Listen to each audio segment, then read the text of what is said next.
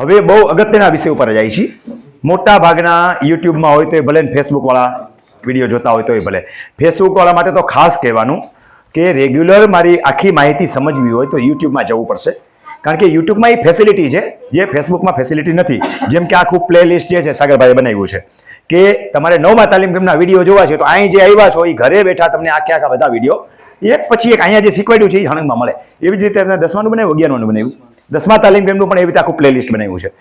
તોય પણ ઘણાને શું હોય કે સીધા અમુક વસ્તુઓ જોતી હોય કે ભાઈ ડીએલઆર ને કેટલા ડોક્યુમેન્ટ મળે, તો કાંઈ નહીં, યુટ્યુબમાં જઈ રમણીકભાઈ કોટલિયા લખવાનું, વિડીયોની બાજુમાં જે આપેલું હોય પ્લેલિસ્ટ દબાવવાનું, ત્યાં બધા ટાઇટલ નાખેલા છે કે ભાઈ ડીએલઆર માંથી કયા ડોક્યુમેન્ટ મળે, તો ડીએલઆરની કામગીરી એમાં તમને ડોક્યુમેન્ટનું લિસ્ટ મળી જાય. તો હવે આપણે ચાલુ કરીએ છીએ ડીએલઆર માંથી તમારે કેટલા ડોક્યુમેન્ટ માંગવાના થાય. મોટાભાગે આપણે એવું સમજીએ કે ટિપ્પણ, તો એક ટિપ્પણ. બીજું આપણે સ્કેચ એટલે આખા નકશાનો એક ભાગ છે, પાર્ટ પ્લાન જેવું. એકચ્યુઅલ પાર્ટ પ્લાન આપણે રૂડાના સંદર્ભમાં બોલીએ છીએ, એટલે રૂડામાં બોલીએ ત્યારે પાર્ટ પ્લાન બોલાય અને એના પણ હિસ્સા ફોર્મ બોલાય છે.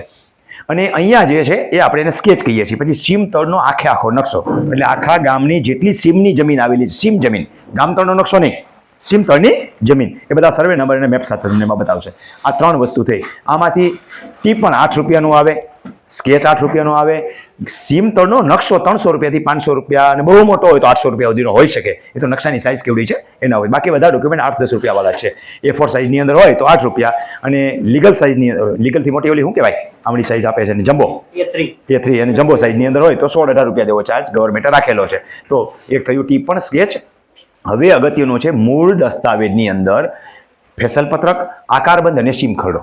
સીમ ખરડા 2 હશે, એક ગામ સમજનો સીમ ખરડો હશે અને એક તમારી જમીનનો સીમ ખરડો હશે. તમારી જમીનના સીમ ખરડાની નિસ્બત છે, જેને ગામ સમજના કેસ ચલાવવાના થતા હોય કે સરકારી રાહે જરૂર પડતી હોય તો ગામ સમજના સીમ ખરડાની પણ જરૂર પડે.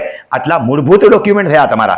સાથણીવાળાને આ લાગુ પડતું નથી, કારણ કે સાથણી 70-72માં આપવાની. આ ડોક્યુમેન્ટ બધા જે છે એ 58, 52, 55 વાળા છે. તો આટલા મૂળભૂત ડોક્યુમેન્ટ થયા. આ ડોક્યુમેન્ટ એક વખત કરી દેવેલું એટલે યાવતચંદ્ર દિવાકરો કહેવાય. મારી જમીનનું આને વેચવું, આને વેચે, આ વારસાઈ નાખે, હયાતીમાં હક નાખે, હક કમી કરે, કટકા કરે, વિભાજન કરે, ગમે એ કરે, એકત્રીકરણ કરે. આ ડોક્યુમેન્ટ યથાવત રહે. આ ડોક્યુમેન્ટમાં કોઈ ફેરફાર થતો નથી. એકવાર તમે કઢાવી લીધા એટલે કાયમી ચાલતા ડોક્યુમેન્ટની મેં તમને યાદી કીધી. હવે પછી જાય છે આપણે સાથણીની જમીનવાળાને. સાથણીવાળા માટે આપ તો કંઈ છે નહીં, તો કંઈક તો હોવું જ જોઈએ. તો એ છે સક્ષમ અધિકારી કરેલો હુકમ. જે તે સમયનું રોજકામ, કેટલાક ચાલાક માણસો આજનું રોજકામ કઢાવે કે આ રોજકામ ન હાલે, એની કોઈ વેલ્યુ નથી.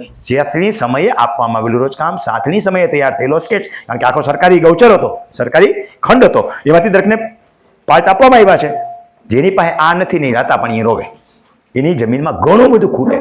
બોલે રમત રમી છે ને આપણે, મારામાં કાંકરી ખૂંચે છે, આ કાંકરી કાયમ ખૂંચે, એ કોઈથી ભેગું થાય નહીં. તો સક્ષમ અધિકારીનો હુકમ, સ્કેચ, રોજકામ અને એલોટમેન્ટ જે છે કર્યું હોય એ સ્કેચ. આટલી વસ્તુ ન હોય તો એની જિંદગીમાં માપણી થાય નહીં. હજી આટલું હોય તો પણ કબજાફેર હોય તો છે બધા પાસે. તો કબજાફેર કોઈ પણ નામાં, જૂનામાં હોઈ શકે, પણ સાથણીમાં જાજા છે, જૂનામાં કબજાફેર હોઈ શકે. તો તમારી જમીનમાં કબજાફેરનો રોગ નથી ને, એ જોઈએ જ લેવું જોઈએ. નકર આવી જમીનનો કોઈ મતલબ નથી રહેતો. તમે ગામની જમીન ઉપર બેઠા છો તો હાથ બાર ખાલી તમારું છે.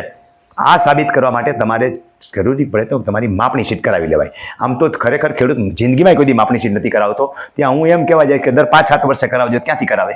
ખરેખર તો દર 5-7 વર્ષે માપણી શીટ કરાવી લેવી જોઈએ. અને જ્યારે વિભાજન થાય ત્યારે કેજીપી દુરસ્તી કરીને માપણી શીટ કરાવી લેવી જોઈએ. એ તમારું સાચું નવું ટિપ્પણ બને છે. પણ આટલું બધું તો ખેડૂત સમજશે નહીં. સમજી જાય તો ગંગ નાયા અને મારી મહેનત લેખે. તો હવે તમારે કરાવી લેવી જોઈએ માપણી કરાવી હોય તો હિસાબ ફોર્મનો વિચાર અને માપણી શીટ મળે. માપણીના અલગ અલગ પ્રકાર છે, આપણે અલગ ટોપિકમાં લેશું. આટલા હતા ડીએલઆરમાંથી મળતા ડોક્યુમેન્ટની યાદી. હવે તમને જે ડોક્યુમેન્ટ મળ્યા છે એમાં તમને પરિસ્થિતિ 5 ભરીને તમે માગો છો, એમાં તમને કાંઈ દેખાતું નથી, ઉકલતું નથી, તમને એવું લાગે કે મારે નવું જોઈએ, આખું રેકોર્ડ જોઈએ છે, તો પરિસ્થિતિ 6 ભરીને તમે તમારા દસ્તાવેજની નવેસરથી કોપી પણ મેળવી શકો. આટલી કામગીરી ડીએલઆર સાહેબની થઈ. હવે પછીના ડોક્યુમેન્ટ ક્યાંથી મળે? તો હવે પછીના તમને ઈ ધારામાંથી મળે. 7/12 ઉતરોતર હકપત્ર કઢાવી લીધા. આટલાથી પૂરતું નથી. એમાં જે ક્ષતિપૂર્તિઓ હોય એટલે ઘટતું હોય એ પણ તમને આગળ જતા શીખવાડીશ કે ઘટતી નોંધો જે છે એ શોધી અને ચડાવી, નકામી નોંધો દૂર કરવી. હવે આવે છે અગત્યના ટ્રાન્ઝેક્શન જે થયા હોય એના સાધનિક કાગળો. મેં વારસાઈ ચડાવી દીધી છે કે હયાતી હક દાખલ કર્યો છે, મેં કાંઈ ચોરી છુપીથી છુપાયું નથી, એની સાબિતી શું? તો સાધનિક કાગળો. તો એના સાધનિક કાગળ કઢાવવા જોઈએ.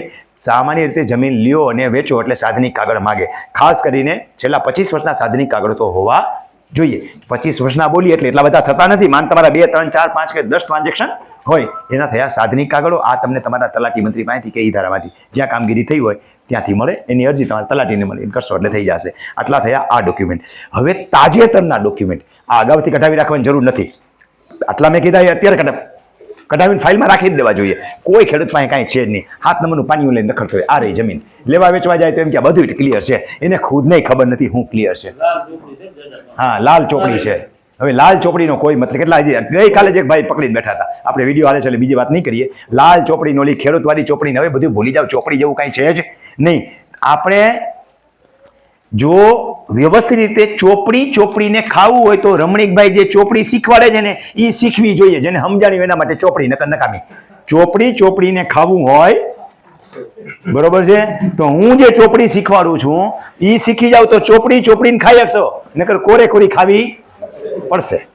તો હવે જાય છીએ આપણે આ ઈ ધારાને સાતની કાગળ કીધા. હવે તાજા ડોક્યુમેન્ટ એ અગાઉથી કઢાવી રાખવાની જરૂર નથી. મારે જ્યારે આને જમીન વેચી છે ત્યારે જ હાલે. ચતુર્સીમન દાખલો એક અગાઉ કઢાવેલો હોય તો હાલે. બાકી હવે છેલ્લી વિગોટી બીરાની પહોંચ તો એ તો તાજી જ જોઈએ. કોઈ પ્રકારના એનઓસી, પંચાયતનું એનઓસી હોય, પંચાયતનું પણ નોંધ્યું જોઈએ.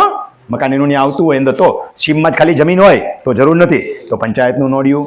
એવી રીતે સહકારી મંડળી ગામની હોય, ભલે તમે ઉપાડ્યું નથી તો પણ એનું નોંધ્યું હોવું જોઈએ. કાંઈ બાકી નથી ને.